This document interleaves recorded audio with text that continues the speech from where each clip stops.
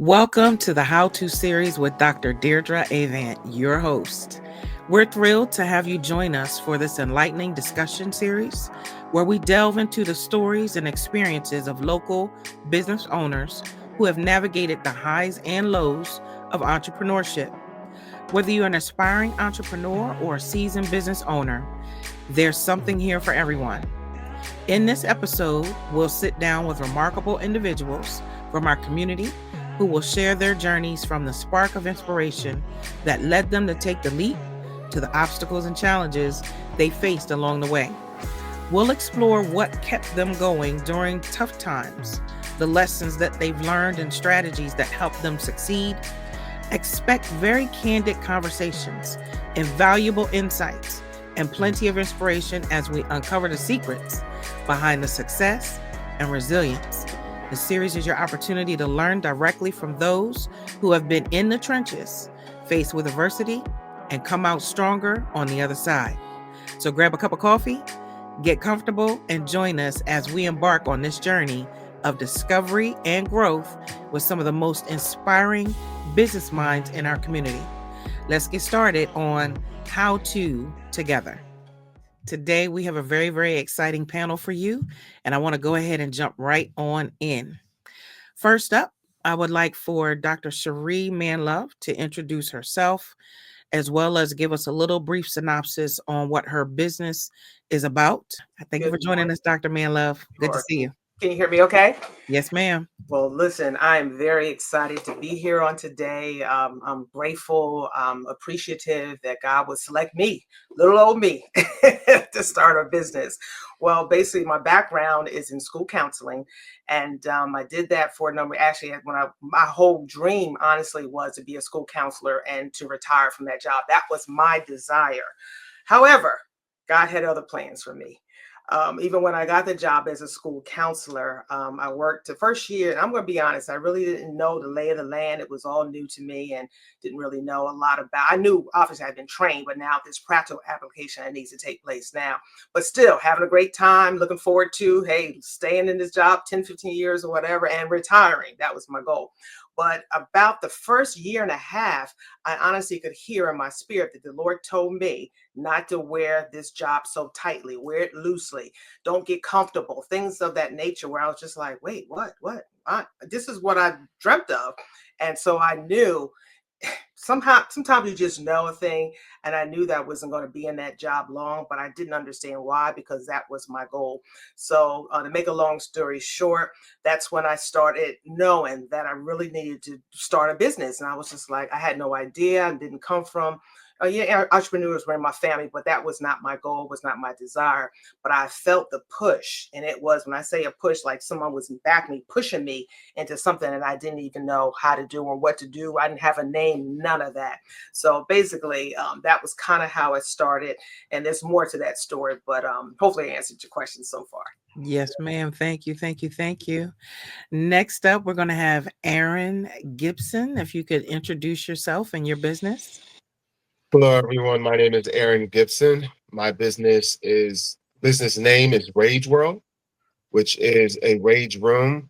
And you might be wondering, what's a rage room? Rage room is where you come in, you'll watch a short video on safety procedures and things that the do's and the don'ts. You'll put on your protective gear. We'll place you in a room, and you'll smash and break things for fun. Let off some steam, get rid of some anxiety, have fun at the same time. And the best thing about it, you don't have to clean up. We just want you to come back. Nice. This idea started from just being so young into the man I am now, always wanting to help people, which pushed me into trying to pursue law enforcement, going to department after department and not making the cut. I decided, well, what can I do next that also will lend a hand to the fellow people in my community? So I thought of a couple of businesses, but when I thought of a rage room, I said, you know what, that's something that's going to stand out. It's something that's going to be needed, something that's going to help, and something that's just going to bring our community together even more than what we already are. So I just been on that route ever since. Perfect. Thank you so much, Aaron. Next up, we have Miss Charlotte Miller-Lacy. If you could introduce yourself and your business. Hello, I am Charlotte Miller-Lacy, and I am the founder and national executive director for I Am My Sister's Keeper. I Am My Sister's Keeper is a mentoring program for young girls ages 6 to 24. And this just came naturally to me. I grew up in a household full of servant leaders. And I just saw it all of my life. And it became easy for me to want to help people and to give back. So when this opportunity presented itself through another program that I had, I was just, yes, Lord, this is needed. And I just jumped full ahead. Like I said, didn't know anything, but I know what I wanted to do. I wanted to be that beacon for young girls, and it just materialized, and we're just moving with it. We're in our 10th year now. That is awesome. Very, very, very awesome. Can't wait to hear more about that a little bit later. And last but definitely not least, Miss Antinette Watson, if you could introduce yourself and your business. Okay. Hi, everybody. Nice meeting everyone. As said, my name is Antinette Watson. I'm the owner of the Stand DE, and we are known for having the best grilled dogs in the city, period. Don't play with us, y'all. And outside of that, we are bigger than our hot dogs. I started my business in 2018 because I am really passionate about my community, about the youth in my community, and I wanted to recreate my childhood experiences. Growing up, my mom and my grandfather, they would own Charles Water Ice, which was a local community business that everybody loved back in the day. And by me working there, I worked there between the ages of 9 to 14. And I really felt like being there really like saved my life and, exposed me to my community, kept money in my pocket and a lot of things. So my background is in social work. I have my bachelor's in social work, my master's is in administration and human services. And when I started to think about the type of business and that I wanted to have to help my community, I wanted to recreate my childhood experience. So that's when I said, you know what, I'm going to start a mobile food business. And since having my business, we were able to apply a grant from, Department of Health and Social Services, where I was able to train high school students and teach them life leadership and workforce skills. And we're just growing and growing and growing. So that's the 10. Thank you, thank you, thank you. As you all can see, we have a great lineup today. We have a great group of business owners, and we're going to go ahead and jump right on in to some questions that I believe will be helpful for that next business owner who may be looking to open a business, start a business, or somebody who is challenged with, do I keep on going with my business? So the first question that I want to ask the panel, and I'll call on each one of you, is what inspired you to start your business? Now, some of you somewhat answered that in your introduction, but I want to get into that a little bit further. And Antinette, if you could go ahead and kick us off with that question, what inspired you to start your business? What really inspired me to start my business was because I'm from the city. I've seen a lot of things going on in my community, a lot of violence, a lot of loss, a lot of tragedy, a lot of trauma. And I said to myself, I want to be that thing. How can I help? You know what I mean? I want to help my community. I'm passionate about my people. I'm passionate about the youth in my community. And I wanted to do something for them. And I also know by being in social work and studying just the issues of my community, I knew that finances played a big part in why people are having these challenges in our community. So I said, what can I do to support my people and making more money? So that's when I started to stand, because I was like, when I was younger, I worked, it was called Charles Water Ice, but we called it the Stand. So that's how I got the name, the Stand DE, because we called Charles Water Ice the Stand back in the day. And like I said, I just wanted to recreate my experience, and it really helped me. And having my program, having my business, I can see how it has made great impact on the young people in my community, even my community members, and that's the reason why I started my business, because I just really wanted to, just give back and help people make money. And by me having my business, I was able to quit my job. I've been a full-time entrepreneur for 5 years selling hot dogs. Okay. Yes. So I'm like, if I can do it, then they can do it too. And all you need to do is be taught the skill, and not only taught the skill, but also be given the opportunity. And that's what the stand is. It's about opportunity. Antinette, I can tell that you have a really strong why. And with that why, that is a driver. And I'm so excited about your passion. You can hear it when you talk, and you have a very you have a very direct, this is what I'm going to do. This is the impact that I expect to have. And so I'm excited about what you're doing. That's Thank you. awesome. All right. Aaron, if you could give us, what inspired you to start your business? I would say the first piece that inspired me to start my own business was working a regular 9 to 5. There was just so many days where sat down and I'm looking around and I'm like, I don't want to keep coming back here every day. So then I started saying to myself, well, what can I do to get out of this? I could go somewhere else and work somewhere else, or I can become my own boss. And I started to take a favor to that mindset and started to take the necessary steps towards it. With that, I decided to write down all my business ideas and just narrow it down to the first one that I wanted to start with. And that became Rage World. And once again, Rage World is a rage room where you come in and you break things to relieve stress, anxiety, for mental clarity, and also just to have fun while you're doing it. Um, the biggest part that anchors my drive to start my business now is really the community, because it gives especially the youth another option for something to do, something to help deal with everything that they're dealing with, whether it's at home, at school, with their family, with their friends, instead of turning it to violence or just turn it to drugs. Let's be blunt here. There's a lot of things going on in our community that either no one's doing anything about, we don't know what to do. So this is my piece that I'm offering to the community to say, hey, here's a tool, let's use it, and we can use it together. That is awesome. I wish there was something where I could go somewhere and break a bunch of stuff and I don't have to clean it up. That seems like a lot of fun, and you can get out that extra frustration, and you're not going to take it out on anything else. So that sounds like a really, really great idea. And prayerfully a lot of people will take you up on that and go visit the Rage Room. Thank you.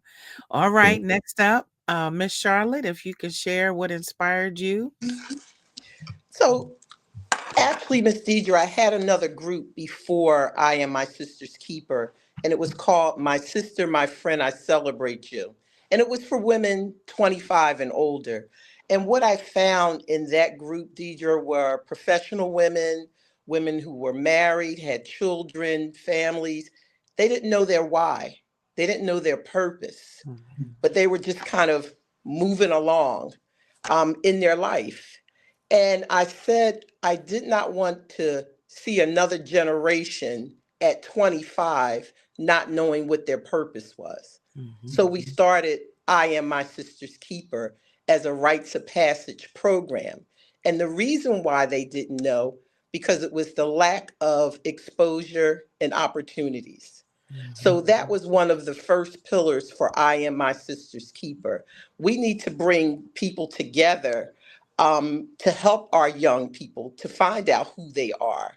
I would tell women, and that was the beginning, was women that would come in, and I say, I need you to be your authentic self, not doctor this or lawyer or whomever that.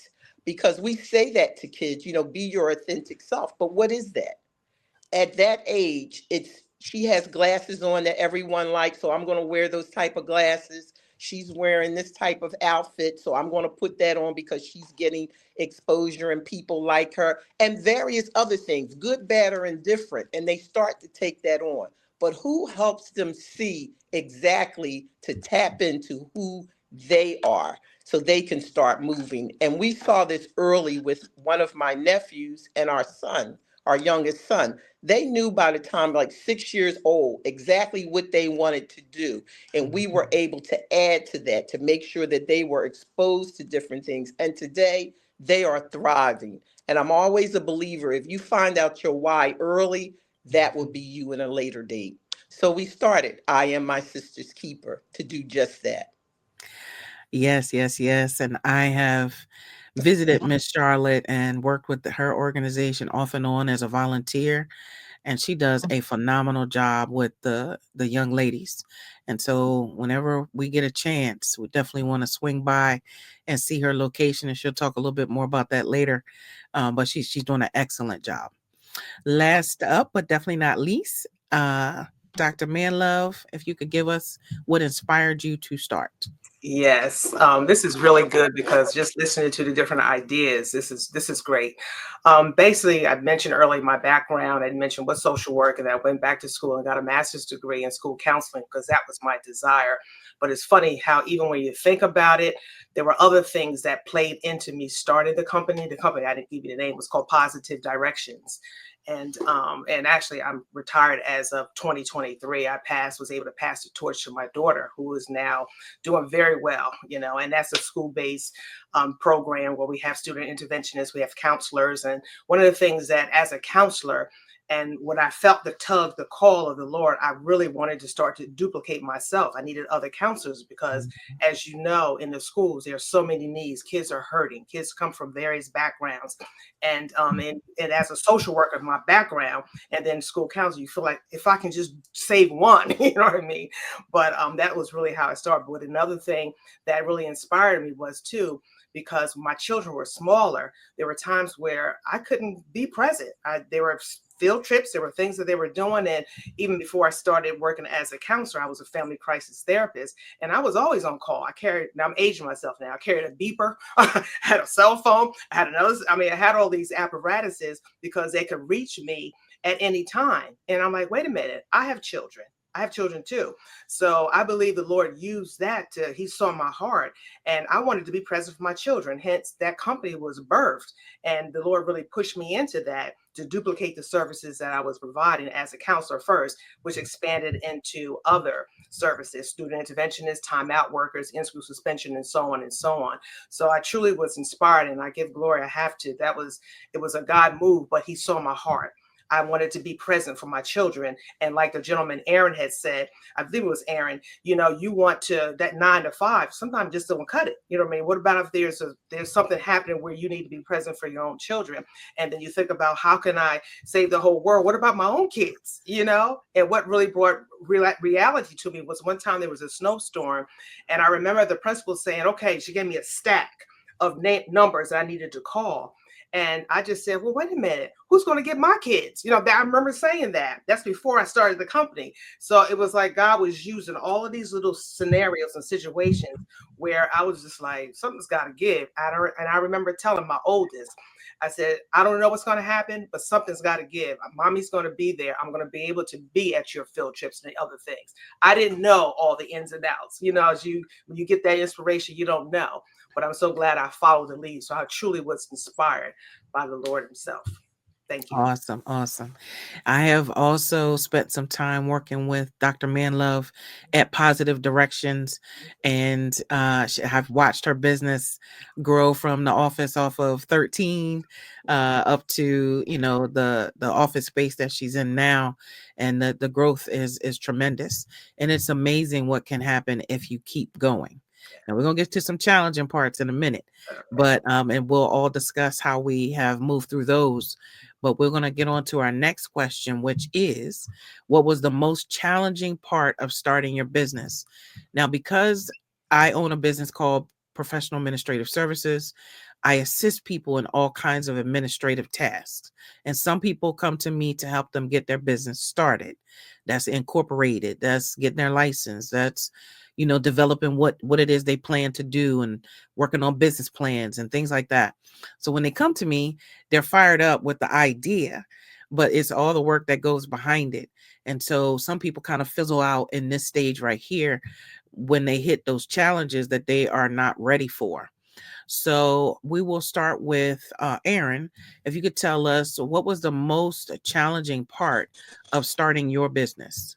It's a great question. And I think the most challenging part with starting Rage World is probably building the capital. Because making money, and to make money, you need money. And that's just cut dry right there.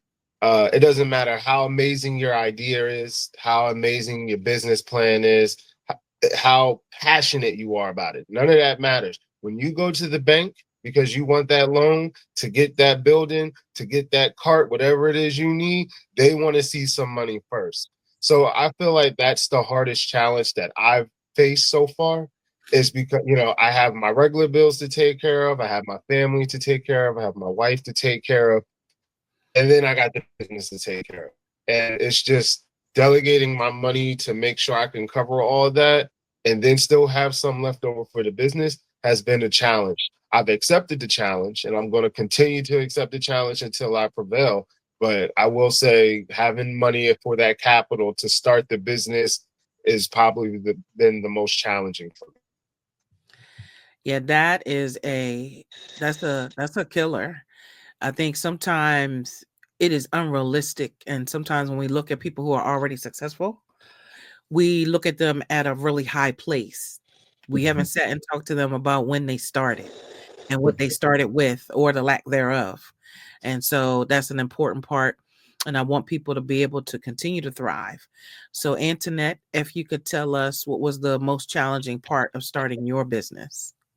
Yeah, so that's a good question. As I reflected on the question, it was like a few challenges that I had. I feel like there are just a few. So the first thing, my first major challenge was acquiring capital. Just like Aaron said, that was a real major challenge for me because when we had the idea of starting my food business, it started in 2015, honestly, because I was starting to facilitate and host these young women's retreats. And me and my family, one of the things that we did, we always would sell platters to, make some money.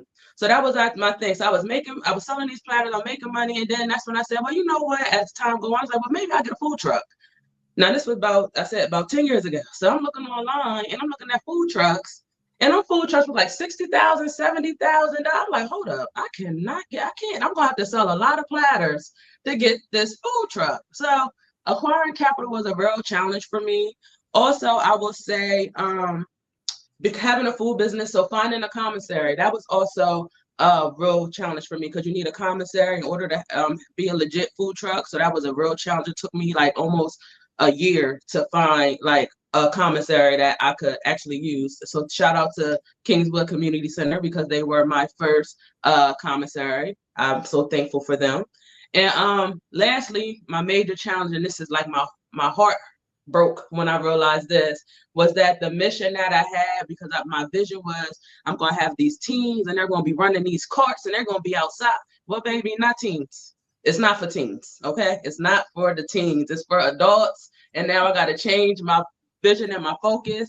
The teens can get, that life leadership and workforce skills development out of it. So it is for them for that. But I think it broke my heart when I realized that the vision that I created for these kids, first it's not really kind of like all the way appreciated in a sense. And also it's just not for them how I seen it was going to be for them. So that was a challenge that I'm working through now. Yeah, there was a few key things in there. It is challenging because we have our vision, and then when we go to execute it, it's like, and being able to pivot.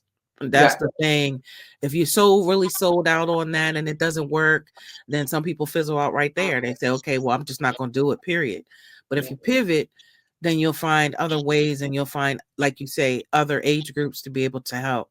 And then you still help the teens, but in a different way than what you thought. The other piece is when you said commissary, I wasn't exactly sure because when I hear commissary, I think of the military. But thank you for saying Kingswood. Now I understand that I believe that means a kitchen. Is that right? Okay. Yeah. Okay. Yeah. All right. So that's real good. And yes, things can be very expensive. And when you go to do that research for your budget or you start looking at stuff, you're like, oh my God, where am I going to get that money from? Like Aaron said, you're running your house, you got your family, and so you're trying to figure out how do you juggle all of this financially? And like you need to be able to make money like ASAP because those bills need to be paid right now. Right now. Well, thank you so much. Miss Charlotte, if you could tell us what was the most challenging part of starting your business? So as I listened to everyone and they're talking about, getting capital and everything, that wasn't an issue for us. And I found that, to be interesting. I actually worked in Dr. Manlove. You can appreciate this. I was the director of student services for Parkway Academy.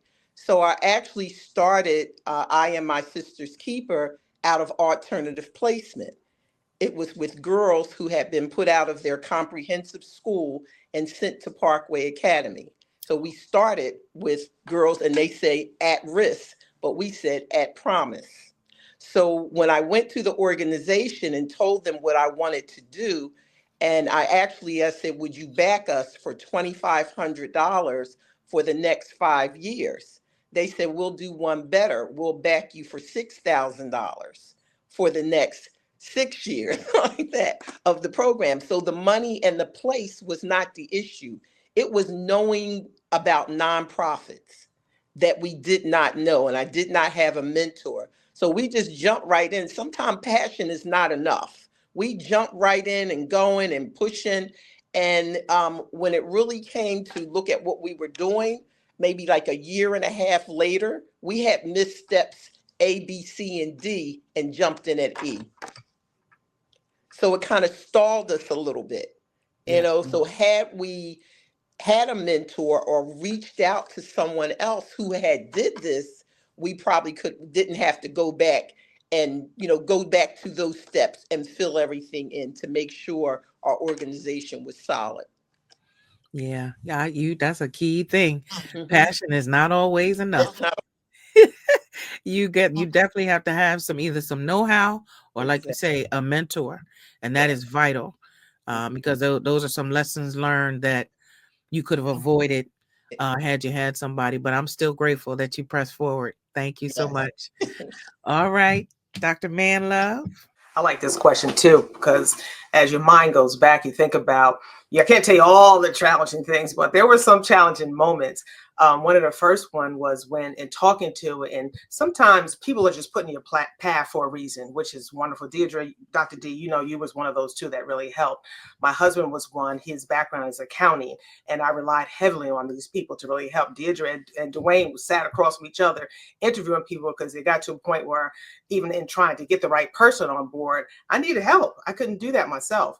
Even before starting, I was able to contract my services as a counselor to one of the Christina schools, and it started to spiral from there.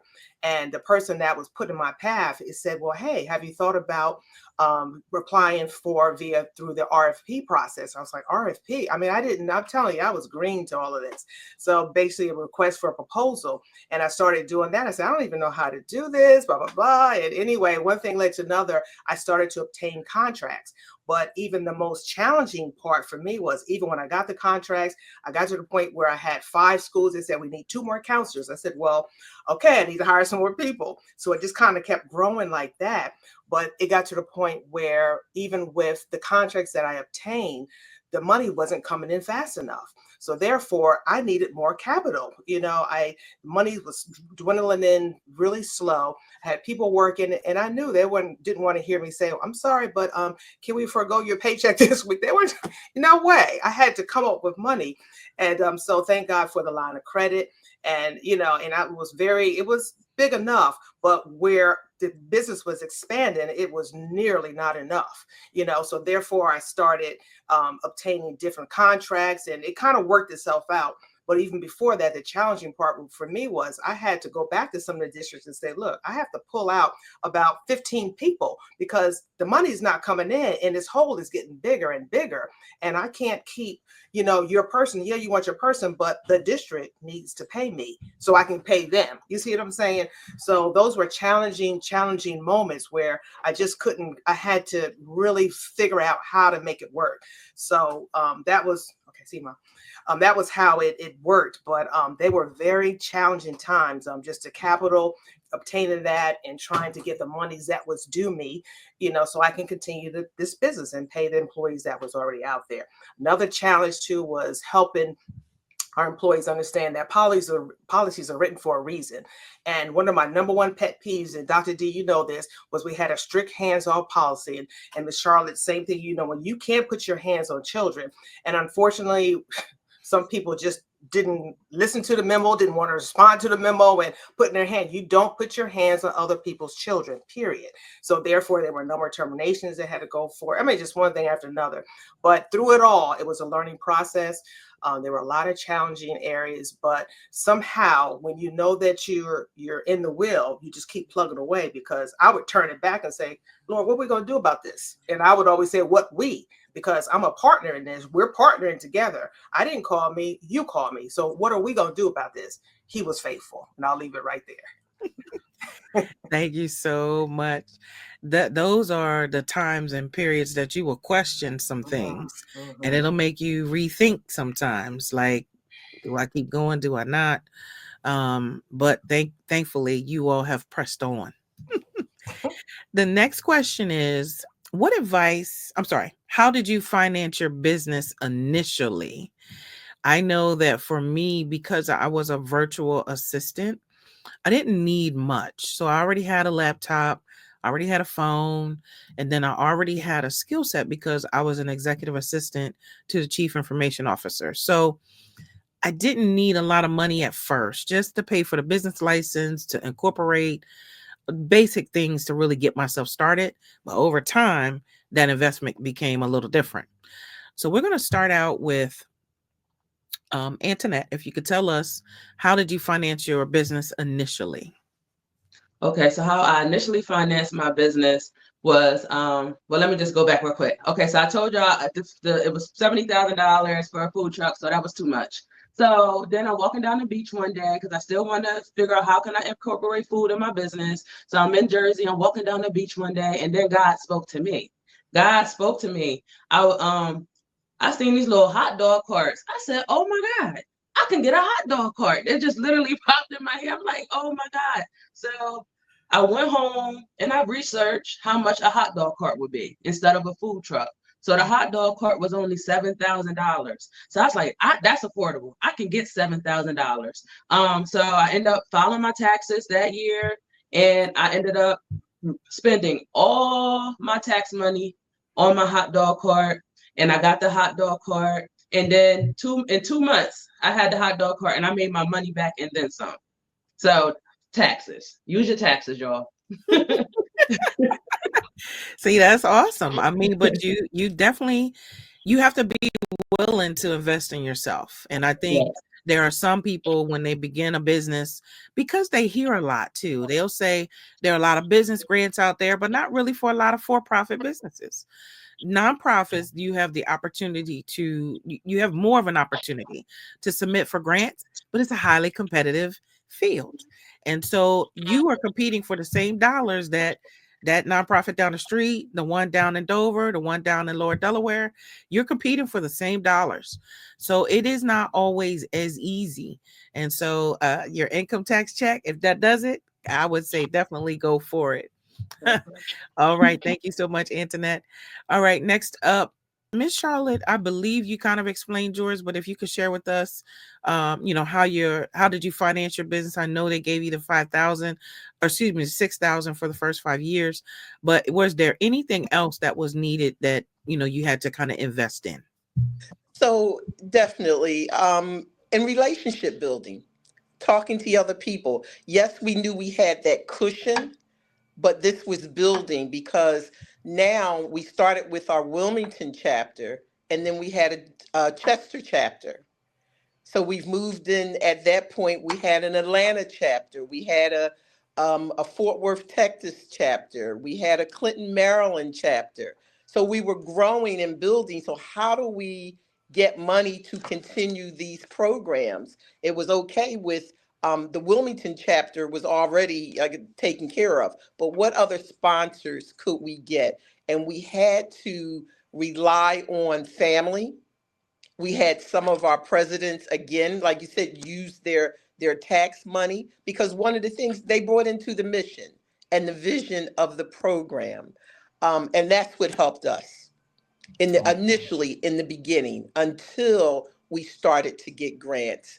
Like you said, but it's a big pool out there, and everybody's writing for those if you have a grant writer, because we were doing that on our own at first because we didn't have a grant writer, again not knowing the verbiage and different things to put in there. But God prevailed, because this was from him, so we continue to move. Absolutely. Absolutely. Yeah, the grant writer is key.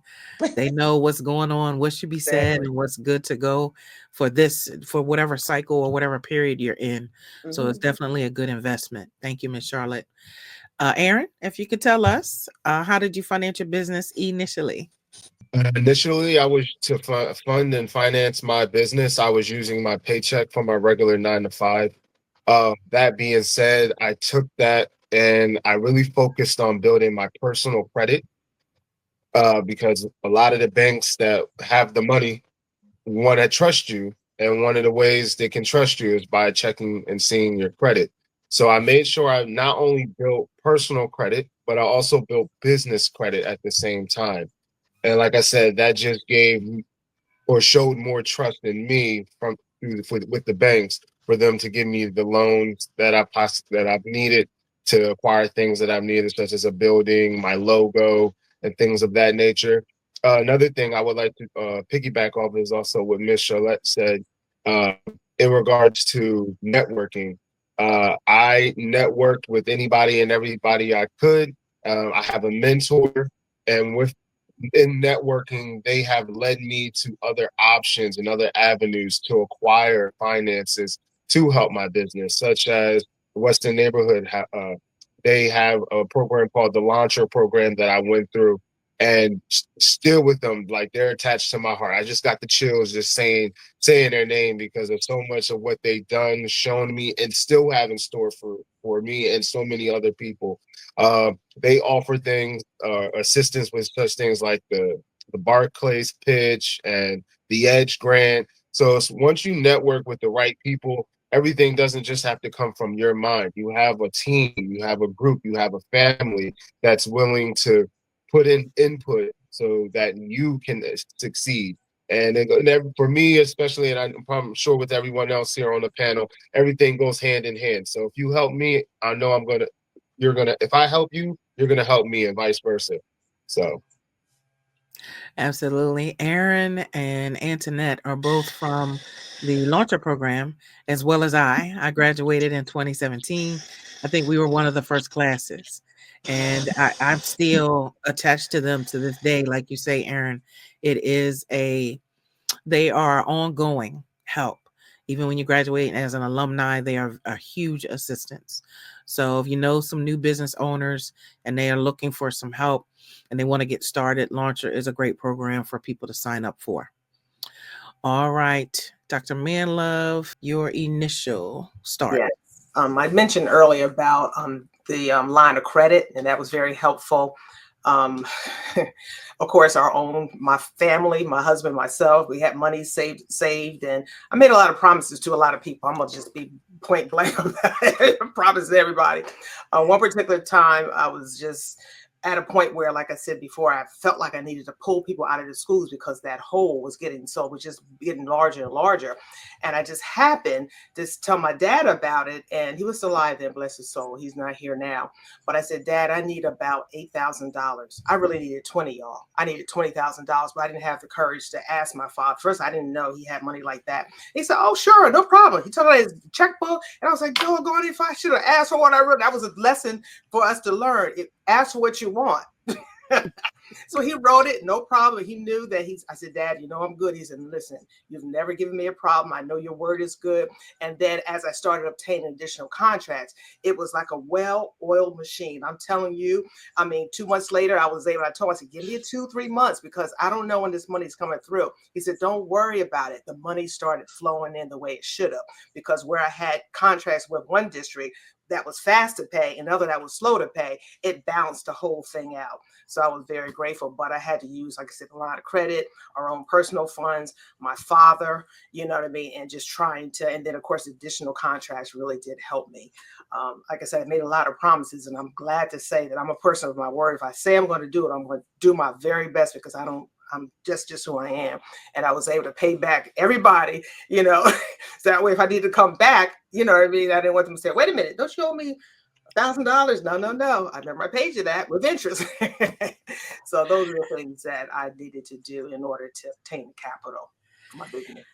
And I will say, when you used to working a 9 to 5 and you get paid every 2 weeks, once a month, whatever it is, you are used to that cycle. And when you start and you have a business and you've gotten contracts, or, you have clients that, okay, they paid a deposit or they're supposed to pay monthly and they drag their feet. And it's like, okay, but, I still have these bills and things to pay, and people that I've paid or promised to pay because they worked on your project. So it can be a real juggle trying to figure out how you're going to keep all of that flowing. And like you say, you want your word to mean something. My grandmother told me as a kid, she said, everything can go completely wrong. She said, but people need to know they can trust you at your word. And she said, when they can trust you at your word, they will help you. And so I've taken that to heart all my life, and I try to make sure that what I tell you I'm going to do, I'm going to do. And so that's awesome. I appreciate that. Next up, now, this is where when we talk about mentors and having somebody to help us as we go through the process, this next question is, what advice would you give to someone considering starting their own business? So it's almost like if you could talk to your former self, what would you say? And then just knowing what you know today, what advice would you provide? Aaron, we're going to start off with you. I'm going to have to take something from my mentor, Sean Anthony, of Freakishly Awesome Barbershop. There's one thing that he told me that'll stick with me for the rest of my life. When anything that involves money, you tend to have problems. You might not know which way to go or what to do. But he always narrowed it down to this. He said, you do not have a money problem. You have a creation problem. And like I said, that's going to stick with me for the rest of my life. That's something that I would pass on to someone who wants to open up their own business. And with that being said, it's also formidable to say, too, that you should write everything down. Try and plan out everything as much as you can and ask every question that comes to mind. Even if you got to ask Google, if you don't have an actual person to ask, just ask. There's no dumb question. The only thing you're going to get asking a question is an answer. And there's nothing wrong with that. You might not like the answer, but it's an answer. So yeah, those would be my three biggest things for someone who wants to start their own business. Ask questions.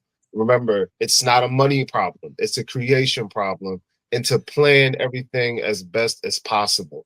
Because when you have the plan, you know what steps you need to take.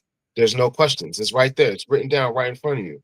Once again, write everything down. I have notebooks. I have random sheets of paper. I have the back of pieces of mail that just have notes jotted on. And I keep it all together so it's not all jumbled up in here. Because when it's jumbled up in here, it comes out a little weird out here. You know what I mean? So once again, you don't have a money problem. You have a creation problem.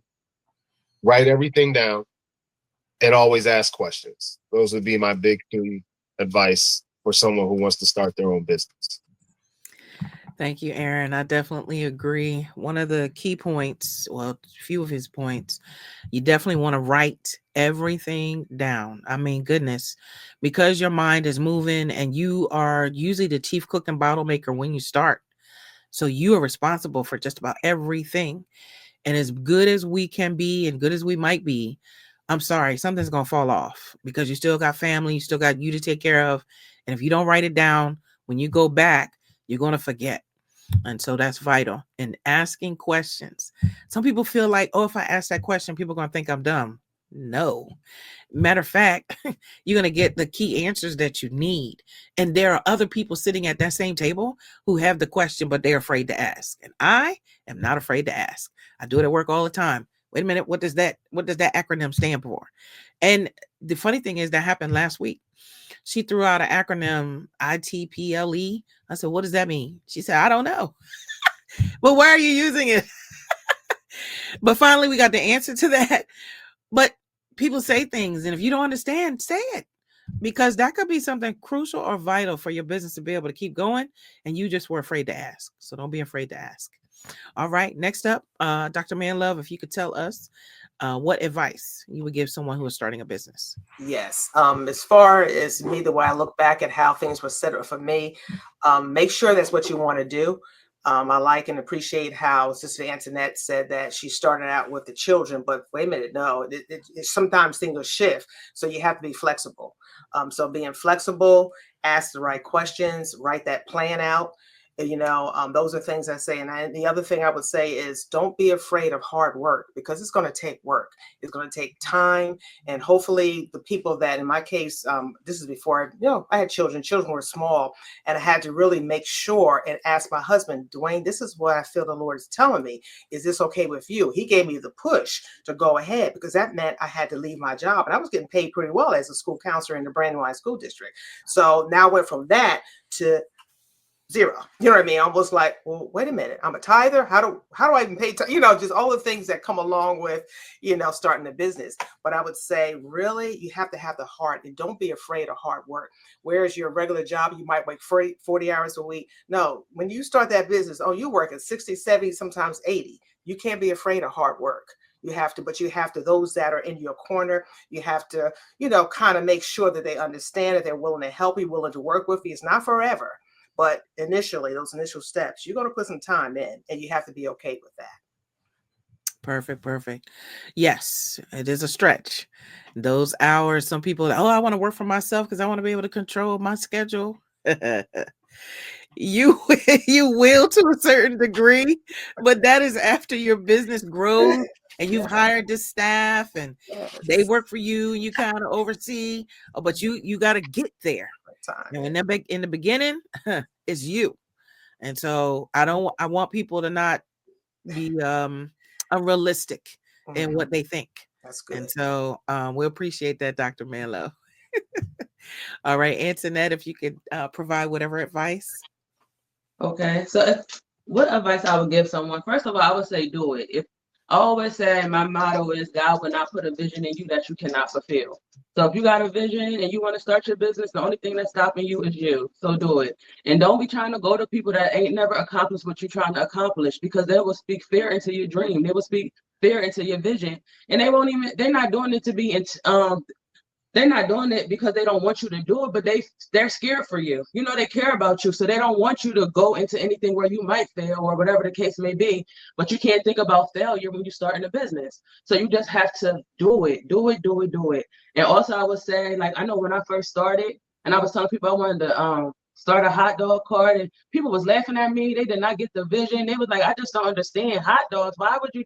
And I'm like, I see it though. Y'all don't see it. I'm like, y'all could get a pack of water and go on the corner and sell that and make my money back. So if I'm trying to explain it to them and they don't get it. And it's not for them to get. It's not for them to get. So do it. I will also say, make sure you build your business based off of your purpose, your passion, your vision, what you want to do. And make sure your why is big. It also got to be bigger than you too. You can't be selfish when it comes to your dream, your vision, your business, because at the end of the day, it's going to get hard. And a lot of times I like to say, we'll give up on ourselves easy. But if you attach your dream, your vision to something bigger, you ain't going to want to let the people down. You don't want to let your mom down. We'll let ourselves down all day. But we're not going to let our kids down. We're not going to let the community, so you got to make sure that the vision and the dream is bigger than you, so that when it gets hard, you're going to keep going, Also, don't be afraid to pivot. I'm a pivot queen. Okay, as soon as I see something ain't working, listen, okay, well, what I got to do to make it work? I'll do just like with the kids. Okay, the kids ain't getting it. Let me go ahead and make work with the adults. Let me try to figure it out, so you got to be able to pivot. And last but not least, I would say, make sure that your business, make sure it brings you joy. Every day won't be a joyful day. The stand gets on my nerves a lot of days, but make sure at the end of the day, it's bringing you joy. You don't want to quit a 9-to-5 because you don't like the job to create a business that you don't like, So make sure that you like and love what you do, and you can create something that you love. You can. So make sure you love it. Make sure you make you a priority when you're making your business, or you starting your business. That's what I would say. Awesome. Thank you, Antinette. I agree. You gotta do it. If he gave it to you, there is provision along the way, but you will not see that provision unless you don't take step 1, step 2, step 3. So you have to go ahead and do that. And I agree with you. People are fearful. Just me doing the virtual assistant business along with working full time, even some of my family who are just blue collar workers. That's just it. They're like, well, why would you do that? And well, are you gonna leave what you're doing? I'm like, probably not from some years now, but eventually. And they don't get it because for them that's lack of security, and they don't mean any harm, but they don't see it. And like you say, you got to continue to see it, and you can't allow them to quench your dream. And so I'm excited about that. Thank you, Antoinette. Miss Charlotte, what would be your advice? And I guess I can piggyback off everyone's. It's just write the vision and make it plain. Watch who you surround yourself with, at meaning people, because people are dream killers, some of them. And the other part too is that they may not see the vision. So recently, in the last 2 years, we acquired a building, and it's our headquarters. It's the MSK Community Center. So we have our own building now, and the community center is a different entity where it's for toddlers through seniors. But I remembering our mayor came in, and I was going through the building, and I was telling him what I wanted to do with the building, and he told me I was too ambitious. He said, Miss Lacy, this is an old building, and I don't think the whole thing. So he came in September. So September, October, no, I'm sorry, yep, September, October, November, and December. We worked on the building. We did our ribbon cutting in January. He came back. He said, "Oh my God, I thought you were one of those dreamers, those people that are saying they're going to do this and do that and never accomplish anything." He said, "Miss Lacy, I am just floored." And it's on video, with him saying it. But he didn't see the vision. The vision wasn't given to him. It was given to me. I saw what this building, could look like, could be. And in the beginning, he gave a little bit of money. And then after that, he gave some more money because now that he sees that this building will be a beacon in the community. Thank you, Miss Charlotte. That's the other thing, getting disappointed Mm-hmm. and getting discouraged when Mm-hmm. somebody speaks negatively against what you're doing. If you're a person who cannot handle that, it can be hard to keep going. And I applaud each and every one of you for continuing to go no matter what somebody said. Again, your why has to be strong, your vision has to be good. And I tell people all the time when they come to me and they want to start a business, I ask them, is this something that you love? Would you get up and do it every day even if you could not get paid? Because if you are in that space every day that you go, regardless of whether it's a good day or a bad day, you're going to keep pressing forward because it means more to you than that. So I'm grateful on that. Those are all good points of advice, and I pray that when people go back and they listen to this over time, that they'll play this on their good and their bad days. All right. Next up is, were there times that you wanted to shut it all down, and what motivated you to keep going? Now, I know I've had my own moments, and I wanted to say I love small business owners, but my goodness, I wanted to just shut it down and say, look, I won't be doing this anymore. But there are always people that come along and they are so on fire for their business and they need help, but they can't afford to have a full-time administrative assistant. And I still go right on in there and jump in there. You know why? Because my passion and my heart is still there. And so even in my most frustrated moments where I want to say, forget it, I still take on that person and I help them build. And so that for me is it's a heart fulfilling thing to see somebody's dream get off the ground and really flourish. And so this is the one of the most interesting questions that I felt like I had. And so we're going to go ahead and share on those. Antinette, if you could go first on, were there times that you wanted to shut it all down and what motivated you to keep going? Okay, so I'm going to be very transparent. My business, I have a love-hate relationship with my business, honestly. When I first started my business in 2018, I started two businesses. First, it was the stand, but then I also had TGN Development Company. And TGN Development Company was a business that it was about like coaching and developing and supporting people and designing goals and stuff like that. So that's my passion. My passion has always been the people. So uh, I feel like when I started my business and it was this like conflict or whatever, but you know, they say a business is a business is only a business if it's making money. TGN Development Company wasn't making no money. The Stand DE just grew on its own and it's grew into this whole just thing. Like it's so big now. And but my passion is the people. So it's like I'm not it was never about the food for me. I only did it so I can reach more people, you know. So I kind of struggle with, you know, the fact that it's making it a business. Like I didn't see it as a business. Like everybody would say, Antinette, you have a nonprofit business model. You know what I mean? It's a not you basically should be a nonprofit. But I'm like, no, the stand makes money. So that was like a conflict in itself, like a challenge that I had to overcome. And then with the kids and realizing it's not for them, that was another like, you know, time when I kind of wanted to just like shut it all down. And then when I started my business with the stand, me and my daughter's father, we were together at that time doing the business. We broke up like maybe like 2 years ago or whatever. And he is the backbone of the stand. So when we kind of broke up, thank God he's still there. He's still the backbone of the stand, you know. So I'm so grateful for him. But during that transition, that was hard. And it kind of like while we was transitioning, it took the joy away from what the stand was, you know, to me. Like everything just was happening at the same time, like, oh my God. But what motivated me to keep going, I will say, is first of all, my community. If I try to shut the stand down, they're gonna come on my door, they're gonna knock at my door, they're gonna be looking for me. Like they're gonna say, where are you at? So my community, also my mission, because it's not about the hot dog, it's bigger than the dogs, you know. So my mission keeps me going. I will also say that Launcher, I always say Launcher is what reignited my passion. I was about to shut it down, but when I went through Launcher, and then not only did I go through Launcher, I went through the Streetwise MBA program with the Delaware Black Chamber of Commerce. They have their own MBA business program. So I was doing Launcher in the MBA program at the same time, and going through those programs at the same time and reignited my passion.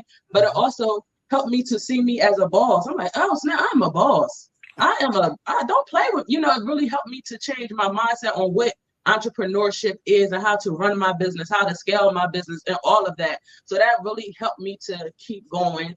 And yeah, those are the things that kind of like just kept me going. That's awesome.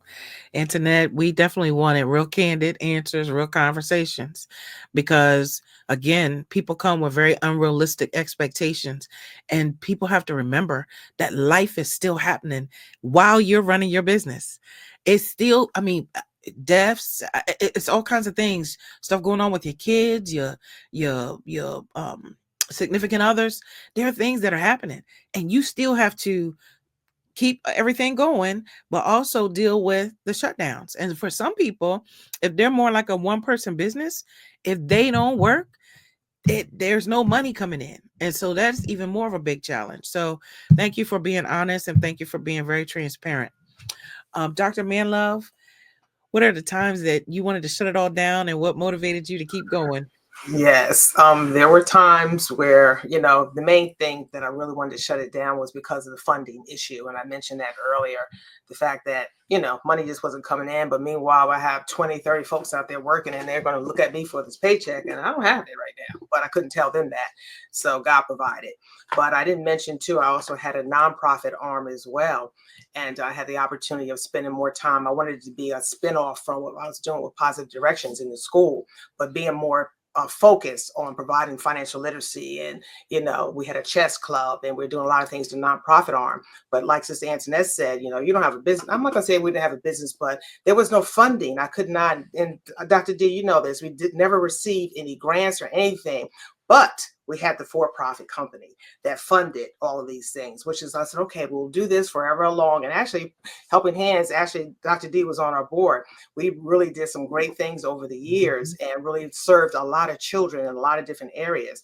But when I knew, and Toys for Tots was the biggest venture, and as time went on, I knew I started to get frustrated after about I don't know, the 12th year, where I said, the money's got to come from somewhere. I mean, Positive Directions is funding this whole process, of course, with, people like Dee and some of the others on the board were giving us donations that help. But I still felt like this should be able to stand on its own, even though there was a lot of great things that was being done. So at some point I felt myself shifting a little bit. And I just said, no, I feel like it's coming to a close. Sometimes you have to count the cost. And I felt like now it's time. The Positive Direction is still there, but for this nonprofit arm, it's time to shut this down. The work, I'm getting older. I couldn't get it was just a lot of things. But sometimes you just have to know when to say when. For that part, we did that for a number of years, maybe about 19 years, at least 19 years. And it was very well, but we never received a grant, had a grant writer, just couldn't get the monies in. But thank God for the for-profit company that funded primarily the toys. We didn't ask the schools for any, we asked and they act like we didn't ask. So everything was purchased through the for-profit company to allow that vision to take place. But there were times when, like for Positive Directions, that I really didn't feel like shutting it down, other than there were a few incidences where I said, man, this is tough. And going back to the policies that weren't I even had one to talk about transparent. Antinette, I had one particular family in one of our alternative schools where a person did put their hand on a child and hurt a child. And now I got to deal with being sued, it was all of that. But I had to pivot. I said, I need them to understand who I am. I have children too. This is my policy. I don't put my hands, I tell my people, don't put your hands on other people's children. That in his attempt to help, he hurt. So therefore I had to deal with that fallout. But I couldn't get to that school fast enough, because I wanted them to see me, see my heart, who I am. And after the fact, it still was some repercussions, but that's what you have insurance for. So they took care of that. Thank God the little boy was fine. But they said, the fact that you, the owner, came down here, I said, listen, I have children too, and I would want someone to do the same for me. I needed to show my face so you can see I'm not just a figurine, a person in theory only. I'm a real person that loves children. That's why we do what we do. So that's that feedback that they really thanked me, and I thanked them, even though, I had to pay some money, but that's what the insurance is for. Thank God it could have been worse. But times like this, when you're like, you know what, is it worth it? And I'll say, yes, I do it all again, because the benefits really did far outweigh for Positive Directions. It's just that with the nonprofit arm, I knew it was time. So I can't buy another toy. I don't want to see no toys. Yes. Time for that arm to kind of be put aside for a while. Yes. And sometimes you do have to know when to call it. Yes. There are moments where you're going to pivot and something else is going to take place. And we'll give Dr. Manlove a little bit time to talk about her new venture towards the end here. So that's exciting. All right, Miss Charlotte, talk to us about, were there times that you wanted to shut it all down? And if so, what motivated you to keep going? So this wasn't too long ago. Like I said, the community center is a different entity than I Am My Sister's Keeper, and it takes a lot more to run this. And as you say, like you say, funding, because we get grants, we get sponsors, and what do you do when it looks like the well dries up? What do you do for your staff? What do you do? And we came into a era where we had money that was expected, a great sum of money that was expected, but had not come through when we really needed it at the time. And what really motivated me was the staff, because we have volunteers and we have staff. So we have 10 staff and a security company as well. And I said to them, look, we're getting to a point where we're waiting on this money, but it hasn't come yet. And it doesn't look like the next month we're going to be able to meet payroll. Everyone said, Miss Lacy, whenever you get it, it will be fine. And I'm like, and they get paid every week. And I'm saying, wait a minute, guys, listen, I don't know when this money is coming. I know it's coming. We've got the paperwork. You can see it. And we just had that meeting. So they understood my heart and everything, but I felt so bad. And this, I'm going to tell you, this went on for 3 months. Yikes. 3 months that staff did not get paid Our security company, who is not staff, who is a vendor, said, Miss Lacy, it's okay. Whenever you get it, it will be fine. And I think about it now, and I tell you it, it kind of breaks me up, whatnot. But they just had that much faith in the vision and the mission and what we do here at this community center, that they didn't let the doors close. So when those kids come in at 4 o'clock, during the day, or when school is out, they're here from 11 until 8. They didn't want to see us close down. And that's what motivated me. Ooh-wee. Yeah. Listen, when somebody is bought into your vision Yeah. and they really support your vision. Again, as I said earlier, can you get up and do this thing every day, even if you weren't getting paid? Now that's when you have the drive and the vision and the passion for this thing. And so that is an awesome testament. And that is also says something about the leader. And what my grandmother said, your word got to mean something. And people know your word means something, Miss Charlotte. True. Every day I would awesome. cry, but I would come in with with a great attitude, and hey guys, but every day my husband would see me come and I'm crying like, Lord, and just, and putting it back to the Lord. Lord, you said, you the abundance that you have for your children. Yep. And, just continuing to believe. Yep. He will do it. He will do but it. It will test you. Yeah. All right, Aaron, you are next up. Was there a time that you wanted to shut it all down? And then what motivated you to keep going? Yeah, so there actually was a few times where I just wanted to let it all go. And there's a small little group of what kept me going. One of the things that had me wanting to shut everything down and just do away with everything was starting my business, getting that LLC, for instance. There were so many different people on YouTube and Instagram telling me, do it this way, do it that way. And then I have my family telling me what to do. There's so many different options, but you got to kind of take pieces from everything and make your own path, which is what I did to kind of formulate, like I said, my own path into starting my own business. Another thing that made me want to shut everything down was so many doors were open that led to another closed door. In other words, I would take 2 steps forward to have to go 5 steps back.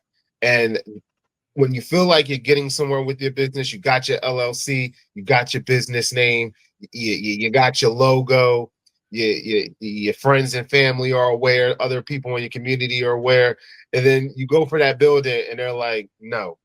You try and get insurance for your building and they're like, no.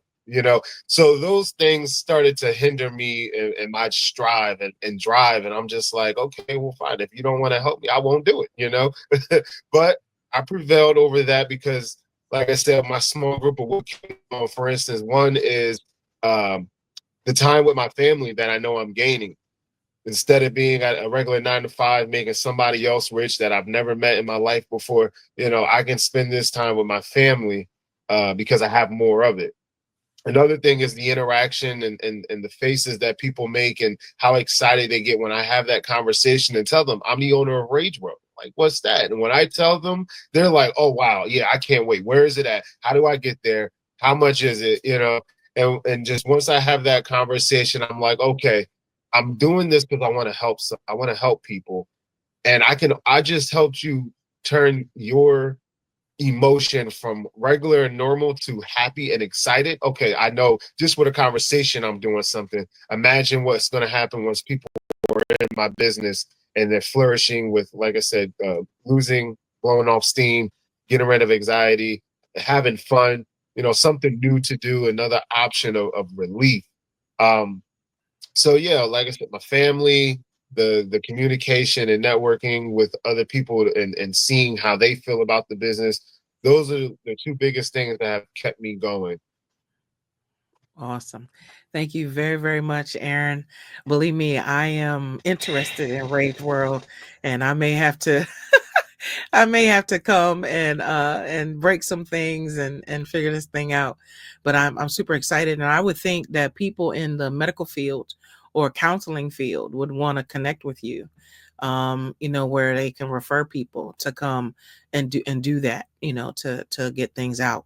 So that's probably another good outlet for you. All right, we are on our last question and we will get ready to wrap up. This is really, really good. I'm excited about it. Last question is, what were the first steps you took to get your business off the ground? Now, some people, they have an idea what the process is, but they really don't know. So because each one of your businesses are different, what were the first steps that you took to really get it off the ground? Miss Charlotte, we're going to start with you. Actually, Google, Googling, just getting incorporated. How do we get our 501c3? We had a prominent company in Delaware that said they would be our fiscal agent. And we were like, no, we want to do it ourselves. And so we just kind of just got out there and just Googled it. And Deidre, you were with us at that point. I think with stuff we just kind of went through and just kind of laid the plan work. As soon as we submitted it, we received it, we got our license, we got everything, and we just started rolling. That's why I said we jumped in at E, so we should have went back to A, but that was just another part of it. But we just kind of Googled what we needed to do. Yeah. Yeah. I'm gonna tell you, I didn't do all the steps right in succinct order. I started the business. I was working for people and didn't have invoicing set up. I mean, it was just all over the place. And to be honest, sometimes when you don't consult people, you will be kind of out of order. And right now we're in such a inundation of information. You can go to Google and to a bunch of websites, and it's like Aaron said, it's over here, it's over there, and they got all these things. And so you're trying to figure out, well, how do I go about this? So I'm grateful, and hopefully people will listen to that. Aaron, if you could tell us, what were your first steps that you took to get your business off the ground? Get my business off the ground. I would say the very first step was research your business. Look at other businesses that are doing the same thing you want to do or close to it. You want to be an expert in your business, and that really helps once you're up and running because you'll know the ins and the outs. You'll be more prepared for the what ifs and the might happens. But yeah, I would say the first step is research your business. From there, you got to figure out what kind of business structure you're going to have. You're going to have an S Corp, a C Corp, an LLC. And there are people out there that's willing to help you with that. So you definitely want to seek out some type of guidance or mentorship from whoever or wherever you can. Also, another step I took was with doing that, was seeking out programs that will help, which is what led me to find Launcher. And once you find a program like Launcher, oh, you're locked in. You're locked in for good. You're locked in for life. And you'll see the abundance that they have set for you because you're not the first and you're not the last. So just pop out your pen, your notebook, and listen. Ask accordingly, But yeah, the first step that I think any and everybody should take and that I took was to research your business. Like I said, to know the ins and the outs, the do's and the don'ts, be more prepared for the what ifs and the might ofs. And then, yeah, just take it from there. Like I said earlier, once you have your plan all written down and you have all your notes written down, everything will kind of start to formulate together and you'll know exactly what to do, what you should do. And if you don't, you know where to go to figure out. Exactly. I totally agree. Research is vital. That's the other piece that I didn't really get into because I started a virtual assistant back in 1999. Internet wasn't really big. It was really me talking to business owners, and I simply got referred by a business owner because of what I knew how to do. And they said people need what you're doing because you only are being paid for the little bit of time that you spend to do the one-off things that they need, and they can afford that. They can't afford a full-time person. And so I didn't do any research. I just went on and started doing it. I would not advise anybody to do that. Please do your research. Understand what you're doing, what you're getting into, so that you're clear about your path. All right, Dr. Manlove, what is your answer to the question? So I'm laughing only because, I heard Aaron. I wish I'd known him back then. As far as the research, I didn't do any of that either. I just went on the word. I knew what God said. And I remember one night very clear, I woke up and I said, positive directions. And my husband was like, positive directions? What are you? I said, Dwayne, that's the name of the business. You know what I mean? I was all excited. He said, okay. that's great. And he went back to sleep. And I was just like, okay. So that's kind of how I got the business name. So I didn't do more research on it. I knew what I wanted to do. I wanted to work in the school system, and just to carry over what I did as a social worker, and now I'm a counselor. I wanted to duplicate services. So I kind of did that. But I did consult with LegalZoom, and that was really helpful. That was really helpful because it kind of walked me through. And if anybody used that system, there's like this bar that kind of, as you go through, and I kept saying, "Oh, I'm almost there, I'm almost there." So they can pretty much put your entity together. I started out as a sole prop, and then we diversified. I put some counselors under one business, and I did the LLC. So, and my husband again was very instrumental because he is brilliant when it comes to businesses. Accounting is his background. So I would say that those are things that I did. Then of course you're applying for your loans, your business plan, but LegalZoom was very helpful for me. Back then, this started it in 98, 99, and officially 2000. And like Dr. D was saying, the internet wasn't really, even when it came to QuickBooks, what's that? I mean, so I had to really, and I'm not really a math person per se, but my husband is. So he taught me how to do payroll. I had to get the calculator out, make sure it was just so much. But now it's a lot easier now. But when I started, I had to do that stuff, longhand, shorthand, you name it. But LegalZoom was very helpful for me. And I guess once I got the name, then I said I better check. Went to the Rotondatary's office, and it wasn't there. And you do those things to make sure. But I knew, even if I didn't, I knew, because that just came straight in I woke up. Positive direction. So dramatic as I can be sometimes, but I'm just that's just my story. I can be dramatic at times. Thank you, Dr. Manlove, and thank you for also mentioning QuickBooks. Any new client that I get, I do ask them, how do you track your expenses and your income? And I advise them that QuickBooks is one of the most user-friendly applications that you can use. And accountants prefer that when you go to do your taxes. And I do advise people, please talk to an accountant or someone about your taxes, because you can suffer greatly. You can have done well in your business all year long, and if you do not make sure your taxes are taken care of, later on down the road, you can end up owing $10,000, $15,000, $20,000, and that is not a pleasant place to be in with the IRS. Also, for nonprofits, I advise people. Some people think that, oh, well, we didn't make any money. Just understand that a nonprofit is still a business. You do have the ability and should be making money, because you have bills to pay also. Staff, if you got rental fees, whatever it is, you have to have money coming in. So some of your money is grant funds, but sometimes the business itself, the nonprofit itself, makes money. And so one of the models I like to look at is the YMCA.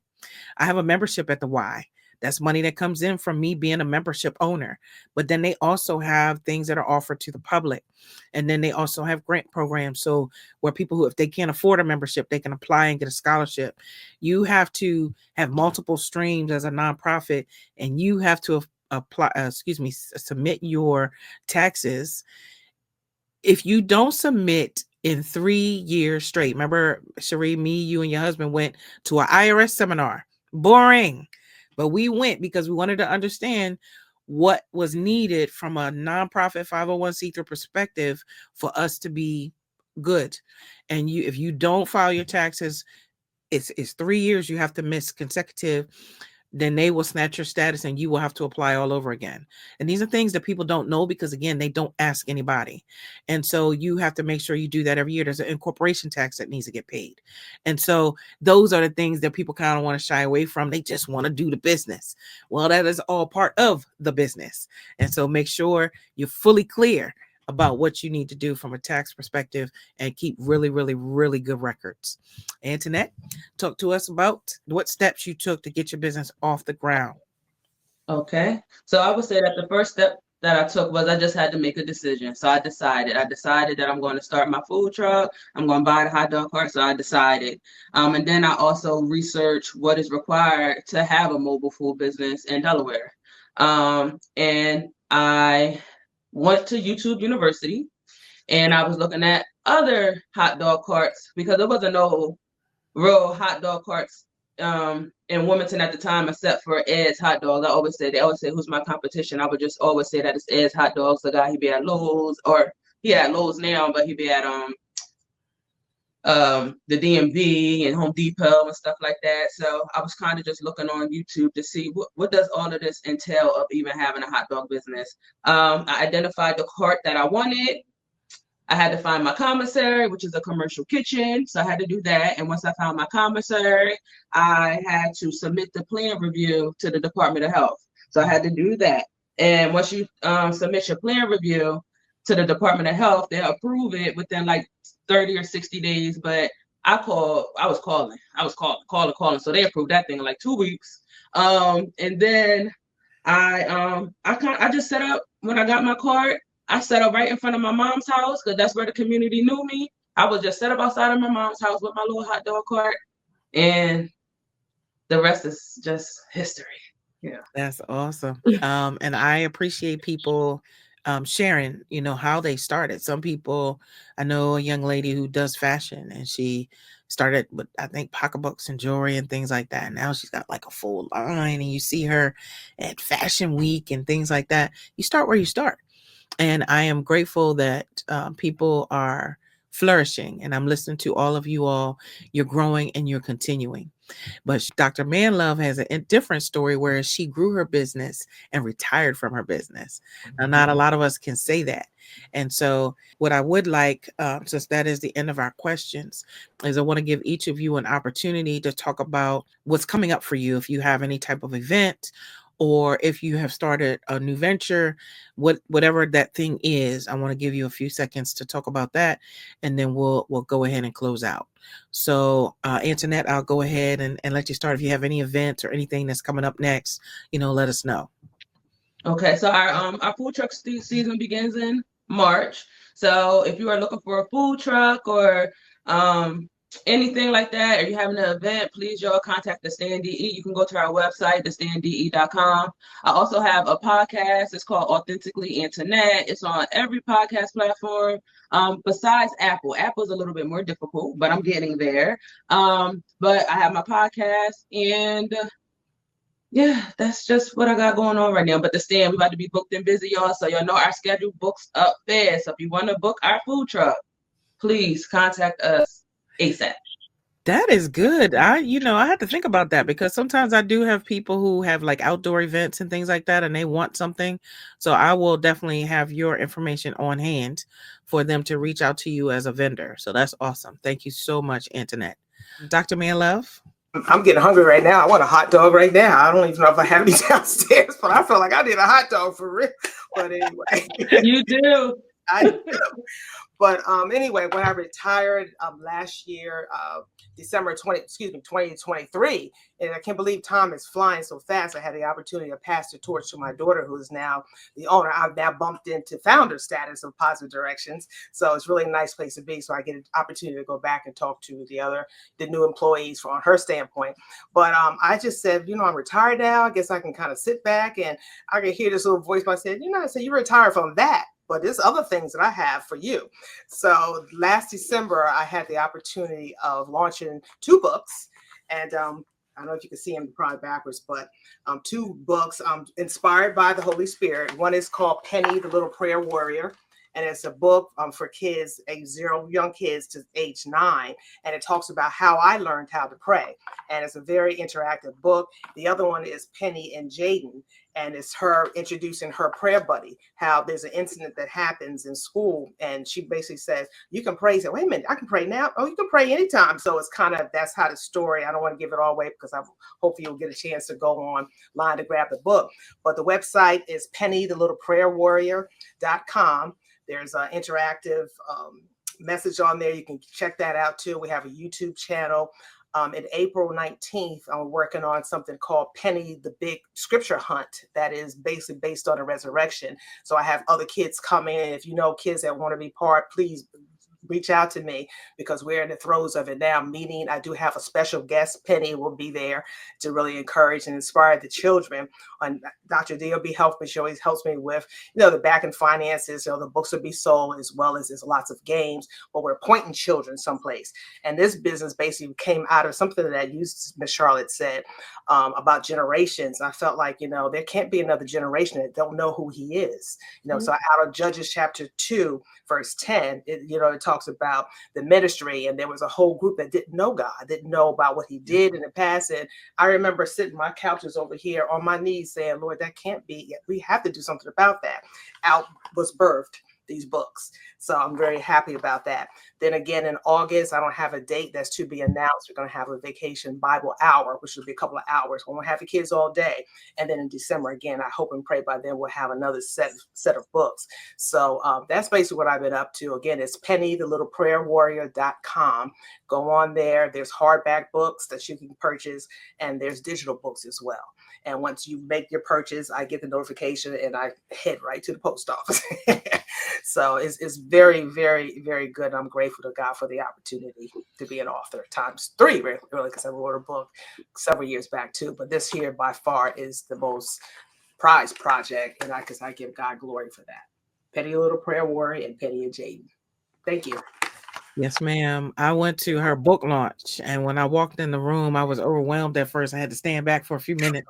I mean, everything was set up really, really nice. She did book readings at the top of the hour, and it is wonderful to know that once you retire, there's still yet things, that you can do. And what a legacy thing to be able to hand off your business, to one of your children to continue to run. That's really, really awesome. So I'm grateful to you, Dr. Manlove. Aaron, what do you have coming up next, or what's on the agenda for you? So as far as the brick and mortar for Rage World, that's written in the plans for our grand opening to be this summer. So we're doing everything we can to make that happen. Also, I've been playing around with the idea of making Rage World mobile. So that might be coming in the future as well. That being said, I just would like anybody and everybody who hears or watches this to follow Rage World on Instagram at Rage World 302 to stay on updated with those two things, whether we're open up a brick and mortar this summer or if we go mobile for the meantime. And those are pretty much the two things that I have going on right now. That's awesome. Okay. All right. Well, that's wonderful. And Miss Charlotte, what you got? A lot. I just asked everyone to follow us on Instagram, Facebook. So to follow us on Instagram, it's MSKRITES, and then it's MSKCC for MSK Community Center. So presently, we're getting ready to launch our Drone Academy, and we're also doing virtual reality learning lab.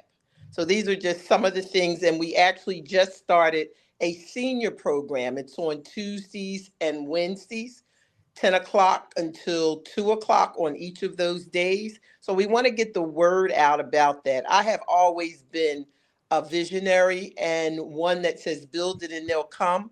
So we've built that space for our seniors to be able to come into the building. And anyone that's on this podcast or see this, please reach out to us. Come tour the building. Come look at and see what we're doing at the MSK Community Center. Awesome. Well, once again, I thank all of you all for spending a little bit of time with me this Saturday morning.